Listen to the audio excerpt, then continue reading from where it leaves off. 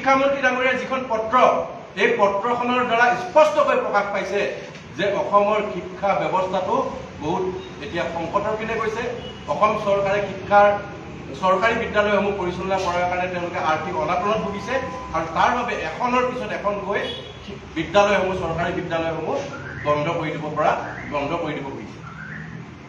অসমত এতিয়া শিক্ষাৰ ক্ষেত্ৰত মাধ্যম বিতৰ্ক চলি আছে। আমি দেখিছোঁ যে মাধ্যমক লৈ, অসমীয়া মাধ্যমটোক লৈ শেহতীয়াকৈ বিতৰ্ক চলি আছে। মাধ্যম বিতৰ্কৰ পিছত স্কুল বন্ধ কৰাৰ, বিদ্যালয়সমূহ এখনৰ পৰা বন্ধ কৰাৰ কাৰ্য চলি আছে। ঠিক তেনে সময়তে 34খনকৈ চৰকাৰী বিদ্যালয় একত্ৰীকৰণ নকৰে। এইটো শব্দটো একত্ৰীকৰণ, এমালগেশ্যন কৰা বুলি তেওঁলোকে যিটো শব্দ কয়, আচলতে এইটো আওপকীয়াকৈ বন্ধ কৰাৰ কাৰণে যিটো সিদ্ধান্ত গ্ৰহণ কৰিছে, এইটো অতি দুৰ্ভাগ্যজনক কথা অসমবাসীৰ কাৰণে, অসমৰ শৈক্ষিক জীৱনটোৰ কাৰণে, শৈক্ষিক যিটো ব্যৱস্থাটোৰ কাৰণে অতি দুৰ্ভাগ্যজনক বিষয়। কাৰণ আজি শেহতীয়াকৈ আমি দেখিলোঁ যে এই ডাক্তৰ ৰণোজ পেগু ডাঙৰীয়া শিক্ষামন্ত্ৰীয়ে ক'লে যে আৰু 2,500 বিদ্যালয় বোলে বন্ধ কৰাৰ প্ৰস্তাৱ আছে। গতিকে ইয়াতকৈ আৰু অসমবাসীৰ কাৰণে দুৰ্ভাগ্যজনক বিষয় কিবা হ'ব পাৰে নেকি? যে যিখন ৰাজ্যত আজি শিক্ষা ব্যৱস্থাটো এনেকুৱা ধৰণৰ হৈ গৈছে, য'ত শিক্ষাৰ মানদণ্ড উন্নত কৰাৰ পৰিৱৰ্তে তেওঁলোকে উন্নত কৰিব নোৱাৰি এফালৰ পৰা তেওঁলোকে বন্ধ কৰি যাব ওলাইছে আৰু তাৰ অজুহাত দিছে তেওঁলোকে যে বিদ্যালয়সমূহৰ ফলাফল বেয়া। বিদ্যালয়সমূহৰ ফলাফল বেয়া বুলি কৈছে, কিন্তু তাৰ একে সময়তে দিল্লীৰ আপ চৰকাৰে, আমাৰ আপৰ দিল্লীৰ চৰকাৰে, দিল্লীৰ মুখ্যমন্ত্ৰী অৰবিন্দ কেজৰিৱাল ডাঙৰীয়া, মনীষ সিসোদিয়া ডাঙৰীয়াই নেতৃত্বত শিক্ষাৰ যিটো ব্যৱস্থা, শিক্ষাৰ যিটো মডেল, শিক্ষাৰ উন্নয়নৰ যিটো মডেল, এই মডেলটো সমগ্ৰ দেশতে নহয়, এতিয়া সমগ্ৰ বিশ্বত এই উজলি উঠিছে। আৰু তাতেই শংকিত হৈছে বিজেপি। তেওঁলোকে পাৰা নাই, তেওঁলোকে অসমৰ শিক্ষা ব্যৱস্থাটো উন্নয়ন কৰিব নোৱাৰে আৰু নোৱাৰি তেওঁলোকে মুখ্যমন্ত্ৰী ডাঙৰীয়াই কৈছে যে অসম মডেলটো চাব লাগে বুলি কৈছে। কি মডেল আছে অসমত? এফালৰ পৰা শিক্ষাৰ শৈক্ষিক যিবিলাক বিদ্যালয়, আমাৰ বিদ্যালয়সমূহ বন্ধ কৰি গৈ আছে। এই বিদ্যালয়সমূহ বন্ধ কৰাটো কি এটা অসমৰ মডেল নেকি?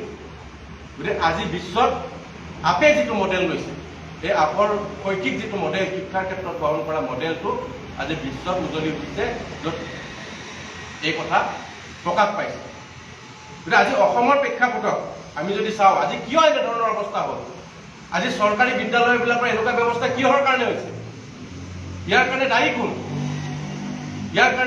হ'ব পাৰে? জগৰীয়া কোন? ইয়াৰ কাৰণে জগৰীয়া হৈছে বৰ্তমানৰ অসমৰ মাননীয় মুখ্যমন্ত্ৰী হিমন্ত বিশ্ব শৰ্মা ডাঙৰীয়া। কাৰণ সুদীৰ্ঘ কাল অসমৰ শিক্ষামন্ত্ৰী হৈ তেওঁৱেই আছে। যোৱা কংগ্ৰেছ চৰকাৰৰ দিনৰ পৰা যোৱাটো বিজেপি চৰকাৰৰ দিনলৈকে তেওঁ অসমৰ শিক্ষামন্ত্ৰী হৈ আছে। আৰু তেওঁ যে এগৰাকী বিফল শিক্ষামন্ত্ৰী আছিলে, আৰু এই তেওঁ বিফলতাৰ কাৰণে আজি এফালৰ পৰা এখনৰ পিছত এখনকৈ বিদ্যালয়সমূহ বন্ধ কৰিবলগীয়া পৰিস্থিতি হৈছে। এই বিদ্যালয়সমূহ বন্ধ কৰি দিছে, ছাত্ৰ ছাত্ৰীয়ে কান্দিবলগীয়া হৈছে, অভিভাৱকসকলৰ হাহাকাৰ অৱস্থা হৈছে, শিক্ষকসকলে কান্দিবলগীয়া হৈছে। শিক্ষকসকলে আজি আহ্বান জনাইছে চৰকাৰক যে বিদ্যালয়সমূহ বন্ধ কৰি নিদিব। এনেকুৱা এটা অৱস্থা আজি অসমত হৈছে। আৰু আমি অসমৰ এই শিক্ষা ব্যৱস্থাটো উন্নয়ন কৰাৰ কাৰণে, উন্নতি কৰাৰ কাৰণে ৰণোজ পেগু ডাঙৰীয়াক এটা আমি অনুৰোধ জনাইছোঁ। তেওঁকতো বিজেপি দলে যাব নিদিব। ৰণোজ পেগু ডাঙৰীয়াই অন্ততঃ অসমৰ শৈক্ষিক ব্যৱস্থাটো, শিক্ষা ব্যৱস্থাটো উন্নয়ন কৰাৰ স্বাৰ্থত অসমৰ শিক্ষক, অসমৰ ছাত্ৰ ছাত্ৰী, অসমৰ অভিভাৱকসকলৰ কাৰণে, অসমৰ শৈক্ষিক সমাজ, অসমৰ শিক্ষা ব্যৱস্থাটো উন্নয়ন কৰাৰ কাৰণে তেওঁ মনে মনে গৈ হ'লেও দিল্লীৰ আপৰ শিক্ষা মডেলটো চাই আহে। তেওঁ মনে মনে যাওক, তেওঁ মনে মনে যায়, তেওঁকতো পাৰ্টিয়ে যাব নিদিব।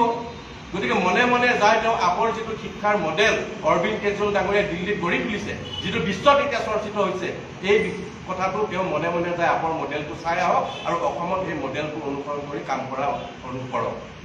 নহ'লে অসমৰ ইতিহাসত কিন্তু আমি কৈ দিছোঁ, যিদৰে আমি কওঁ যে ৰণোজ পেগু ডাঙৰীয়া কোন আছিল, যদি এসময়ত যদি সোধে ইয়াৰ পৰৱৰ্তী সময়ত, তেতিয়া অসমৰ ছাত্ৰ ছাত্ৰী, অসমৰ উঠি অহা প্ৰজন্মই ক'ব ডাক্তৰ ৰণোজ পেগু আছিলে অসমৰ স্কুল বন্ধ কৰা মন্ত্ৰী বুলি ক'ব, অসমৰ বিদ্যালয় বন্ধ কৰা মন্ত্ৰী বুলি তেওঁ ইতিহাসত কিন্তু নাম থাকি যাব।